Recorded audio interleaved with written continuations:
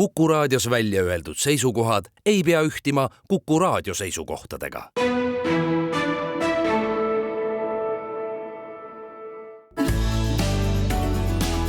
Keskpäevatund.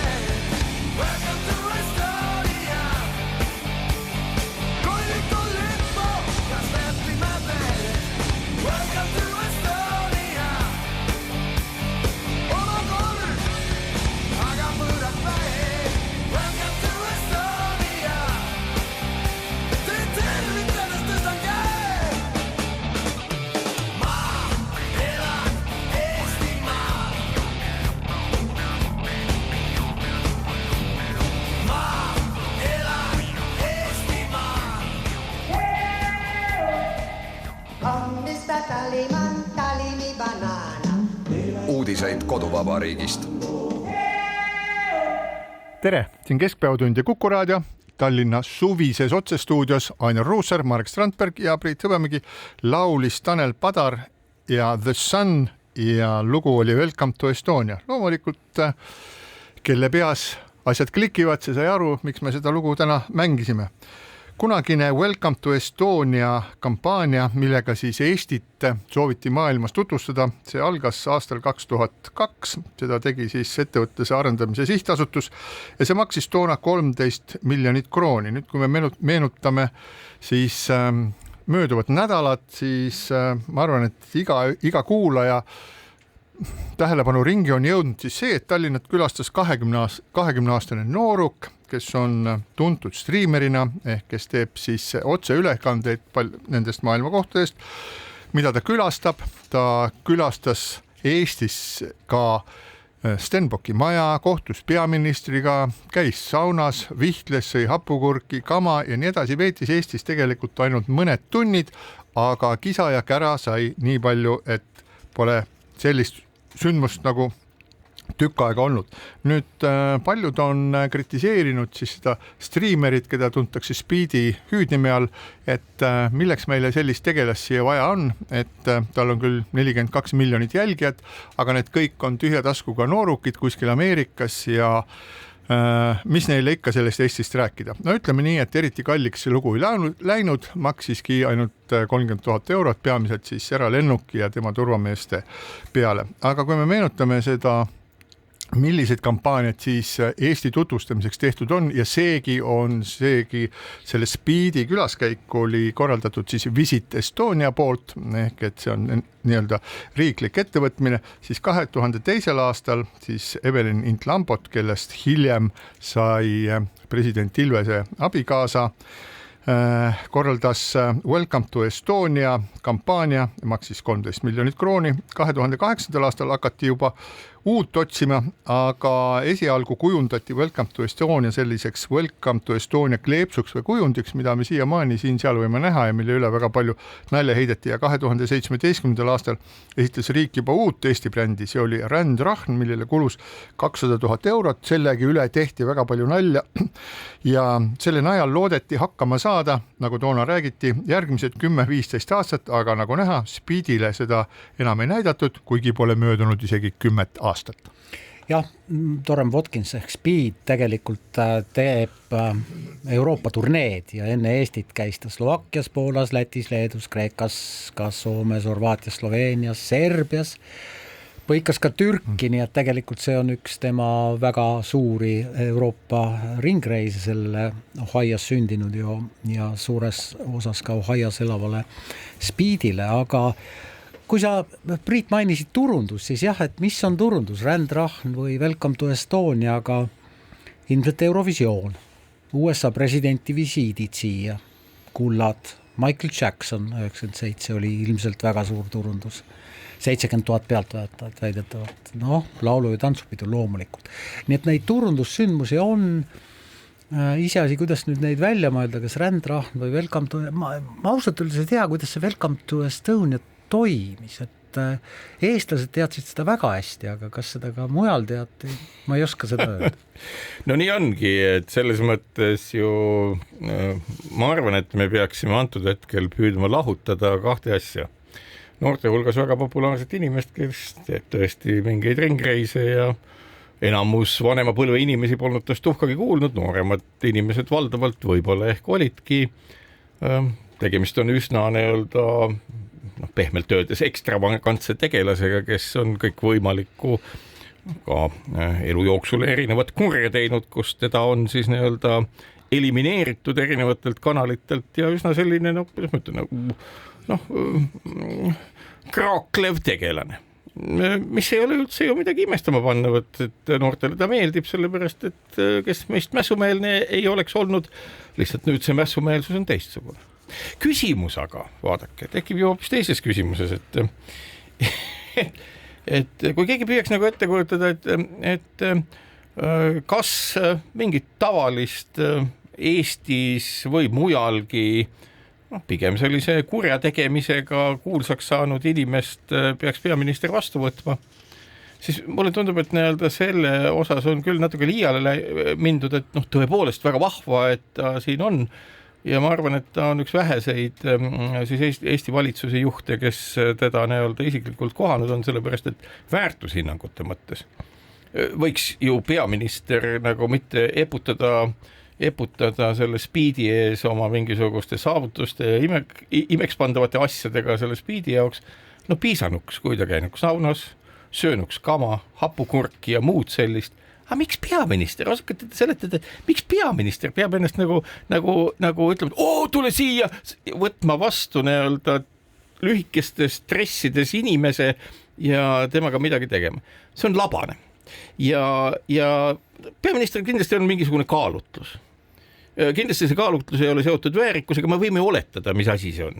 See on lihtsalt see, et äkki veel on mingisuguseid vahendeid, kus võiks hüpata ja karata kellegagi koos, et äkki kuidagi moodi meie erakonna, minu enda ja kelle iganes populaarsus võiks kasvada.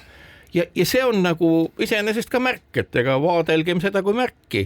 Tänaseks hetkeks on ju tekkinud olukord, kus ei Reformierakonnal, ei paljudel teistelgi erakondadel ju pange tähele, enam ju mingit sisulist lugu ei ole rääkida meile majandusest, mingitest põhimõtetest, sellest oleks see kõik lahti öeldud.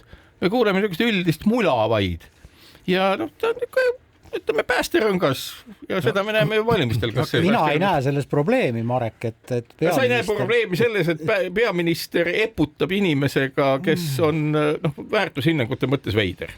Täiskasvanud inimene peaminister eputab inimesega, kes väärtushinnangute mõttes ei lähe kokku mitte ühegi Eesti väärtushinnanguga. Millise erakonna juht püüa või peaminister ei püüa eputada mõne inimesega, kelle populaarsus on suur, et siin 50. juubelit tähistanud peaminister ei paista küll kuidagi silma eelnevatest ja kindlasti ka mitte järgnevatest. Ja, aga see ongi meie mure. Et... Ei, see ei ole. Ma arvan, et see ei ole meie mure. Ma arvan, et meil on palju suuremaid mures. Laske ma selgitan teile ka oma seisukohta. Laske ma selgitan. Nüüd, kui me alustame nagu sellest sinu ettekande lõpuosast, siis ehk miks peaminister kohtus 20-aastase noorukiga ja temaga natukene seal vestles, siis ega seda nagu tükki küljest ära ei võta. Aga me püüame nagu vaadata siis nagu konteksti, et millises kontekstis siis meil peaminister siis tegutseb. Et vaadake, et Soome president suutis ennast siis sokutada Donald Trumpi kõrvale ja temaga koos mängida siis nii-öelda golfi teha pärast väga olulise ettekande, muuta poliitikat. Kuigi väidetavalt siis Trumpi golfimäng on umbes selline, et kui tal löök ebaõnnestub, siis ta võtab maast palli, pistab taskusse ja keegi ei julge ühtegi sõna selle kohta öelda. Aga igal juhul koos nad mängisid, midagi rääkisid. Siis meenutame, et Alar Karis siis ka paavsti matustel viibides siis Vatikanis, istus samuti siis Trumpi kõrval ja midagi seal tegi, et ka siis Kristen Michali elukaaslane istus samas lauas samadel matustel siis koos või istus ka samas lauas koos Donald Trumpiga ja nii edasi, aga kuidagi peaminister on nagu kõrvale jäänud kõigest sellest. Ja nüüd ta vaatab võib-olla siis nagu kadedusega Jüri Ratase Instagrami postitusi. Ja teatavasti see, et me võime nüüd naerda selle üle, et Jüri Ratas postitab Instagrami ja teeb igasuguseid asju.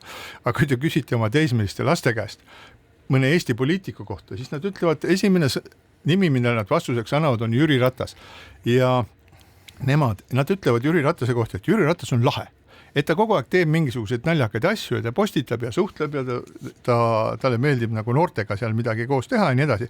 Nad ei vaata seda üldse mingisuguse nagu kummalise prisma läbi, et näed, mingisugune poliitik tahab neile meeldida. Ei, see on kuidagi see Ratas on pugenud neile hinge ja nüüd, kui me vaatame seda nagu üldist, seda Reformierakonna reitingut, populaarsust, mis on langenud, mis on jõudnud 14%-ni, mis on, ma ei tea, üle aegade üks viletsamaid siis reitinguid, siis ma saan aru, et suvisel ajal, kui päike paistab, inimesed on kergemeelsemad, mõtlevad siis peaminister Michali nõunikud, et kuule, et aga siia tuleb mingisugune tüüp, ta noortele õudselt meeldib, et why not ühe sõnaga, et teeme väikse klippi temaga nii-öelda, et no harm, hullu pole midagi. Ja läheb välja, räägib natukene ja minu meelest ei olegi midagi hullu. Las ta siis räägib, ei ole vaja. Tantsib rahvatantsu, käib saunas. Ei, mitte peaminister. Ei, ma mõtlen nagu peaministri osas, et why not ühe sõnaga, et las ta siis vestleb temaga. Kui me nüüd tahame öelda, et või kui sina tahad väita seda, et näed, et see Speedil on võib-olla seal kuskil mingisugused, ma ei tea, liiklusrikkumised või ega ta nüüd mingi kriminaalkurjategi ei ole, siis lihtsalt meenutame natukene ajalugu, meenutame Mart Laari valitsust, meenutame selliseid tegelasi nagu Spossato ja Angotti, kes olid big time, suured üle-euroopalised petised, keda valitsuse tasemel nagu angažeeriti ja räägiti. Meenutame siis seda Afgaani, mis iganes tema nimi oli, Ahmed või midagi taolist, kes avas Tallinnas või avas Eestis mingisuguse suure piimatööstuse, keda isiklikult siis nagu toetas ja kelle kätt surus president Meri, kes pärast osutus täielikuks huieriks, nagu soomlased ütlevad, ja kes hiljem oli mingisugus nagu Kabuli mingisuguse linnaosa vanem. Nii et need tipptasemel petiseid on siin käinud küll ja veel. Üks pisikene 20-aastane Speed ei ole mingisugune probleem. Mina ei näe ka selles absoluutselt mitte mingit probleemi ja peaministril on absoluutselt õigus kohtuda ja ka ametlikult kohtuda ja loomulikult inimestega, kellega ta soovib kohtuda. Tegelikult ju Priit rääkis välja selle, mis on see probleem. Aga mis sind häirib? Ei, vaadake, veel kord, et kõnealune Speed ei ole mitte probleem. Probleemiks on pigem see, mida Priit väga selgelt ütles, miks kõnealune peaminister kõnealuse külalisega kokku sai. Populaarsus on kehvaks muutunud. Ja ütleme niimoodi, ühtegi päris asja ei ole ja selle asemel on tulnud kuhjaga näilisust.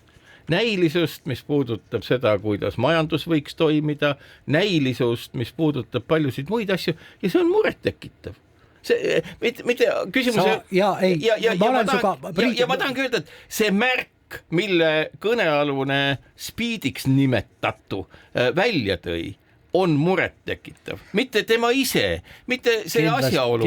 Kindlasti isegi kui see oli mingisugune algne mõte juhtida tähelepanu kõrvale sellelt, mis tegelikult, millises olukorras Eesti on, siis kindlasti see ei toimi ja ma arvan, et sellist mõtet ka ei olnud. Ja, aga vaatame nüüd natukene korraks tagasi, korraks edasi. Et me rääkisime siin sellest Welcome to Estonia kampaaniast, mis tekitas meeletut vastukaja ju toona Eestis. See logo, mille me ilguti ja tehti sellest mitmesuguseid moondusi, siis rändrahn, mis pole, see sai nagu meeletult igasugust solki kaela. See Speedi külaskäik, võib-olla on siukene, see ei ole ju kampaania, see käib nagu konteksti. Et ükskõik millise turunduskampaania siis Eesti Vabariik teeb, see saab ikka siukse sauna, nii et vähe ei ole. Et rääkimata nendest, mis siis olid, üks siis tähelepanelikult kuulaja teatas, et oli ka veel üks kampaania, mille nimi oli I Love Estonia, siis kui natukene surfata, siis leiab mingisuguse kampaania, mille nimi on Go Wild, Choose Estonia 2020. Ühesõnaga need, mis ei olnud nagu riiklik kampaania ja selge on ju see, et riikidel on vaja ennast nagu promoda, et paljud eestlasi on käinud Hispaanias, külastanud Barcelonat, ma arvan, et need, kes seal mingisuguse regulaarsusega käivad kord 5 aasta jooksul, need näevad, kuidas siis nende särkide logod muutuvad. Praegu on siis viimasel paaril aastal on seal üks uus kampaania, mis koosnebki ainult logost Barcelona, mis on typograafiliselt imeilus ja värvide poolest väga kihvtilt tehtud.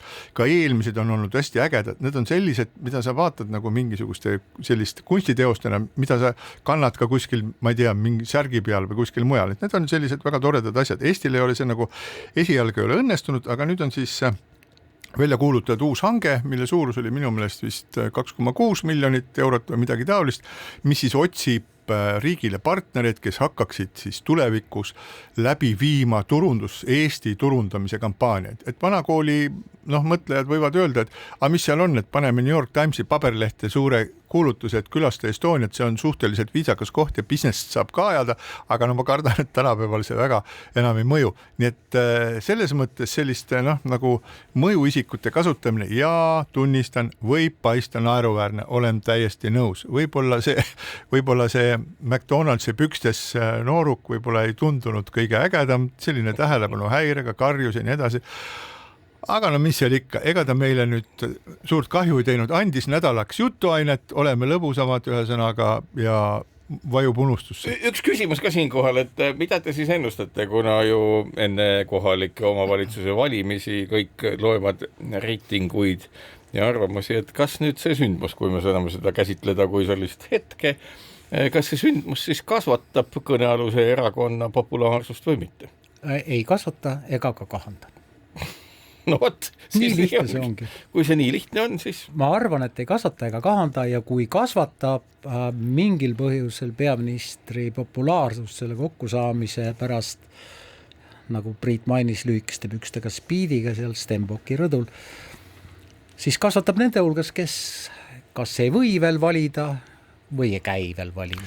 Mina olen mõelnud selle Jüri Ratase fenomeni peale, et muidugi vanemad olijad ja täiskasvanud inimesed nagu naeravad selle üle, kui Jüri Ratas seisab kuskil sotsiaalmeedias mingi palkkõlal nagu Lenin esimesel laupäevakul ja sellest on ju tehtud lõputu hulk meeme ja nii edasi. Aga see, kuidas ta pidevalt ennast hoiab pildis noorte jaoks, et see on nagu väga huvitav. Ja ma olen mõelnud, et kuidas ta selle tähelepanu siis kassast ühel päeval välja võtab. Ma pole päris hästi nagu, sest sellest veel aru saanud, aga sellel on väga selge mõte.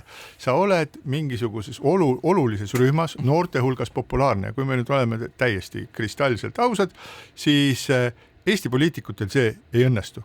See ei õnnestu, kuidas pugeda noortele hinge, ei lähe korda.